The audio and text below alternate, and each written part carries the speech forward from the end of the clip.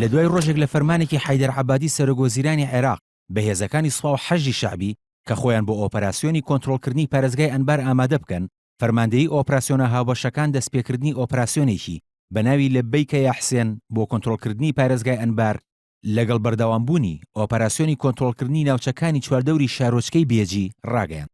لە ئۆپەراسیۆنەکەدا چەکدارانی حەشدی شەعبی و هۆزە سوننەکان بە پاڵپشتی فڕۆکە جەنگیەکانی عێراق و هێزی هاوپەیمان بەشداری دەکەن. عەبادی پیرۆزبایی لە هێزەکانی سوپا و پۆلیس و حەشدی شەعبی کرد لەسەر ئەو سەرکەوتنانەی لە بێجی بەدەستیان هێناون. وتیشی ئازادکردنی شاری ڕۆمادی زۆر نزیکە و هێز عێراقیەکان پێشڕەوی دەکەن. يساندهم الحشد الشعبي ببطولاته وتضحياته. دوا بەدوای ڕاگەیاندی دەستپێکردنی ئۆپەراسیۆنەکە، ئەحمەد ئەسەدی وتەبێژی دەستەی حەشدی شەعبی ڕایگەیاند چەکدارەکانیان گەماروی شاری ڕۆمادیان داوە و ڕێگەشیان لە گەیاندنی چەک و یارمەتی سەربازی بۆ چەکدارانی داعش گرتووە. ئەسەدی وتیشی بە هەماهەنگی لەگەڵ فەرماندەی ئۆپەراسیۆنەکانی بەغدا چەکدارەکانی حەشدی شەعبی لە سەرجەم ناوچەکانی چواردەوری بەغدا بڵاوبوونەتەوە. ئەسەدی تەکیدیشی کردەوە شاری بەغدا هێڵی سوورە و بە هیچ شێوەیەک ڕێگە بە چەکدارانی داعش نادرێت لێ نزیک ببنەوە. وتیشی زیاتر لە 4000 چەکدار لە هۆزەکانی پارێزگای سەلاحەدین بەشداری لە ئۆپەراسیۆنی لەبەیکە یا حوسێندا دەکەن.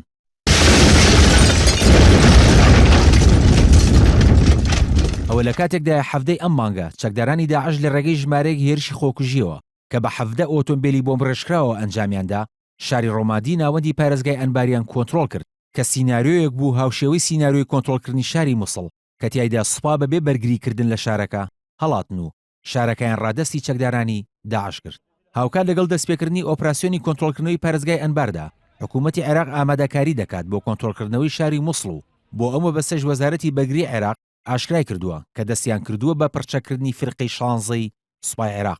مەسعود بەرزانی سەرۆکی هەرێمی کوردستانیش لە دیدارێکیدا لەگەڵ کەناڵی CNBC ئەمریکیدا تاکیدی کردەوە پێویستە بە خێرایی شاری مووسڵ کۆنتڕۆڵ بکرێتەوە و ئامادەیی هەرێمیشی بۆ بەشداریکردن لە ئۆپەراسیۆنەدا پیشاندا. حەیدەر عەبادی سەرۆکوەزیرانی عێراقیش لە لێدوانێکیدا بۆ BBC ڕایگەیاند هاوکاریەکانیان لەگەڵ هەرێمی کوردستاندا چڕ کردوتەوە.